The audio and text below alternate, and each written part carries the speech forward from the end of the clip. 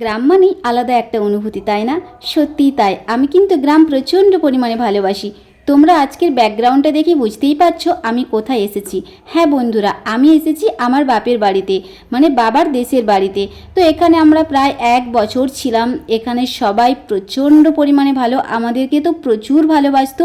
আর আমার থেকে মাম্মাম সোনাকে প্রচণ্ড পরিমাণে ভালোবাসতো, এখনও কিন্তু খুবই ভালোবাসে জানো তো। আর মাম্মামও কিন্তু প্রত্যেকটা দিদাকেই প্রচুর ভালোবাসে। তো যাই হোক, ও কিন্তু প্রচণ্ড পরিমাণে হ্যাপি। আজকে তো ও চলে যাবে, ওর তো খুবই খারাপ লাগছে, তার সাথে আমারও খারাপ লাগছে। কেন এসেছি, কী বৃত্তান্ত, সেটা তোমাদের সাথে আমি লং ভিডিওতেই শেয়ার করব। আমরা গতকাল এসেছি, আজকে আমাদের যাওয়ার পালা। বাপের বাড়ি থেকে যখন নিজের বাড়ি যাই তখন কিন্তু মনের মধ্যে প্রচণ্ড পরিমাণে কষ্ট হয়। তো তোমাদের কার কার হয় অবশ্যই কমেন্ট করে জানিও। তো চলো তাহলে বেরোনো যাক। একেবারে সবাই মিলে আমরা বেরিয়ে গেলাম। আমাদের সাথে আছে দুটো কাকিমা, আমাদেরকে স্ট্যান্ডে ছেড়ে দিয়ে চলে আসবে। তো টাটা।